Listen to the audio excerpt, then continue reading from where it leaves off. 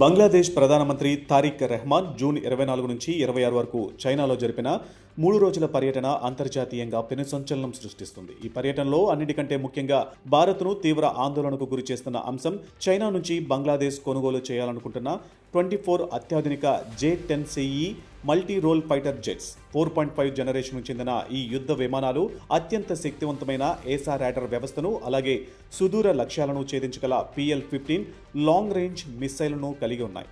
పాశ్చాత్య దేశాల యుద్ధ విమానాలతో పోలిస్తే ఇవి చాలా తక్కువ ధరకే లభిస్తూ ఉండడంతో బంగ్లాదేశ్ వీటి వైపు మొగ్గు చూపుతుంది. ఒకవేళ ఈ డీల్ గనక పూర్తయితే భారత తూర్పు సరిహద్దుల్లో చైనా నిర్మిత యుద్ధ విమానాల కదలికలు పెరగడం ఖాయంగా కనిపిస్తుంది. అంతర్జాతీయ రక్షణ విశ్లేషకుల అభిప్రాయం ప్రకారం బంగ్లాదేశ్ తన మిలిటరీ ఫోర్స్ గోల్ 2030 ఆధునీకరణ కార్యక్రమం కోసం ఇలా చైనా రక్షణ పరికరాలపై ఆధారపడడం వల్ల లాంగ్ రన్లో బీజింగ్పై శాశ్వత డిపెండెన్సీ ఏర్పడుతుంది. భవిష్యత్తులో ఈ యుద్ధ విమానాల స్పేర్ పార్ట్స్ కోసం, సాఫ్ట్వేర్ అప్గ్రేడ్స్ కోసం బంగ్లాదేశ్ పూర్తిగా చైనాపైనే ఆధారపడవలసి వస్తుంది.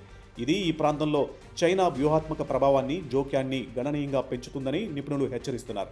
ఈ పరిణామాలను భారత రక్షణ శాఖ అత్యంత నిశితంగా గమనిస్తుంది. తూర్పు సరిహద్దుల్లో చైనా వ్యూహాత్మక వ్యూహాలకు అడ్డుకట్ట వేసేందుకు భారత్ ఇప్పటికే అప్రమత్తమైంది. తను వాయుసేన రక్షణ సామర్థ్యాన్ని, ఆధిక్యతను కాపాడుకోవడానికి ఏకంగా 114 అత్యాధునిక రాఫెల్ యుద్ధ విమానాల కొనుగోలు ప్రక్రియను భారత్ వేగవంతం చేసింది. అదే సమయంలో బంగ్లాదేశ్తో దౌత్యపరమైన చర్చలకు భారత్ ఎప్పుడూ సిద్ధంగానే ఉంటుందనే సానుకూల సంకేతాలను కూడా న్యూఢిల్లీ పంపింది. ప్రధానమంత్రిగా బాధ్యతలు చేపట్టిన తర్వాత తారిక్ రెహమాన్ ఇప్పటి వరకు భారత్లో పర్యటించకుండా తన తొలి విదేశీ పర్యటనలో భాగంగా చైనాను ఎంచుకోవడం దౌత్యపరంగా ఎన్నో అనుమానాలకు తావేస్తుంది. తన ఇద్దరు పెద్ద పొరుగు దేశాలైన భారత్, చైనాల మధ్య బంగ్లాదేశ్ ఎలాంటి సంతులన విధానాన్ని అవలంబించబోతుందనేదే ఇప్పుడు అంతర్జాతీయ రాజకీయాలలో అత్యంత ఆసక్తికరంగా మారింది.